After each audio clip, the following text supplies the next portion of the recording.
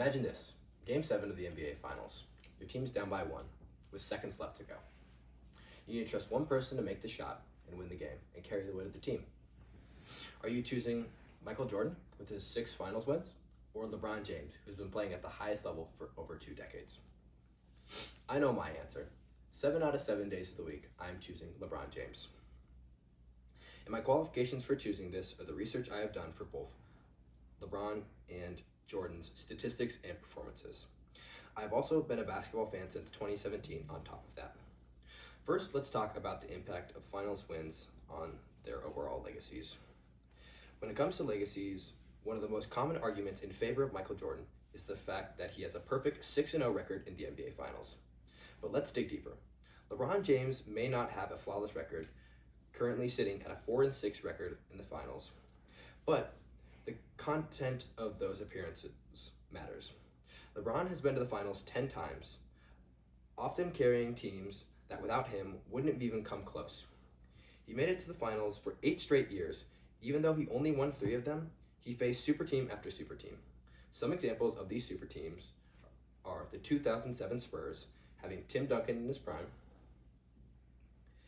Another example is LeBron's first finals with the Heat in 2011 when he played up against Dirk and Kidd.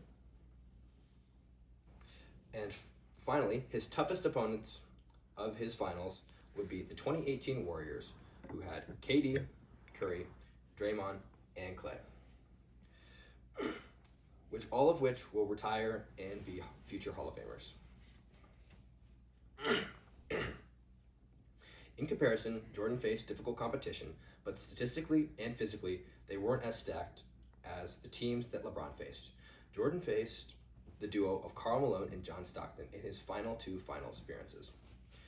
I'm not saying that Stockton and Malone were bad. I'm just saying that I would rather my favorite team, play against them rather than Dirk and Kidd.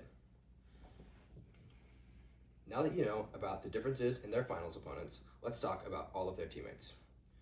One of the common arguments against LeBron's greatness is the fact that he's had several all-star teammates throughout his career. Critics argue that Michael Jordan had to carry a team with worse players. However, this is incorrect due to the fact that it overlooks the fact that Jordan played with all of his all-star teammates at once. While MJ won his 6 rings with the Bulls, he had Scottie Pippen, a Hall of Famer in his prime, alongside him for all 6 of his finals appearances. Add to that a key role player, Dennis Rodman, and you've got a stacked roster.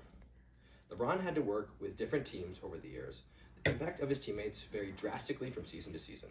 In 2016, when he won the championship with the Cavs, carrying a team to a victory with a good but not great roster, like Kyrie Irving and Kevin Love, who were both at transition points in their careers. Kevin Love just arriving and Kyrie Irving on his way out. Similarly, in Miami, LeBron played with superstars like Dwayne Wade and Chris Bosh. But that was a short window of greatness compared to that of Jordan, Pippen, and Scottie. The reason for mentioning their teammates is to show how LeBron was able to adapt and change his game with different teammates, often carrying the load of his teams to places where they wouldn't dream of reaching without him. His ability to succeed in different eras of the game with different types of teammates highlights his versatility and shouldn't be used to discredit his greatness. If anything, it should be used as a way to emphasize his ability to bring those around him up to his level. Now that you've heard about their superstar teammates, let's talk about their lasting impacts on the game of basketball. Both have changed the sport in many different ways, but also different ways. Michael Jordan revolutionized the game with his unmatched competitiveness and his scoring ability, and his marketability, turning basketball into a global icon. His brand became one and the same with success. LeBron has taken that global impact in a different direction. Beyond his on-the-court success, LeBron has become an ambassador for social change, using his platform to speak out on important issues such as racial justice and education. He chooses to use his popularity to bring attention to issues he feels needs to be addressed. He's the first athlete to successfully leverage his career into a media production, establishing a cultural footprint that goes beyond sports. According to the LeBron James Family Foundation.org, the LeBron Foundation has helped over 1,400 students find mentors and make their way through schooling. On the court, LeBron's impact has been equally as profound. His all-around game has refined what it means to make an impact on and off the court. His passing, basketball IQ, and leadership skills have set a new standard for how the league plays the game. LeBron has also made it clear that longevity matters.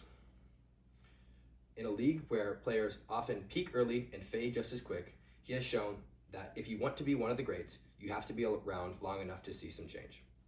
His impact in player empowerment has shifted the dynamics of the league. While MJ may have set the foundation with his impact, LeBron has built an empire of equality and racial justice on top of it, shaping the modern NBA in a way that no one could have expected. In conclusion, after taking a look at both of their finals appearances and their teammates and their impacts on the game, there's only one conclusion that you can come to. While Michael Jordan's legacy as a basketball icon is unquestionable, LeBron James has not only matched but exceeded the standards set by Jordan. The numbers, the moments, the legacy all point to one undeniable truth.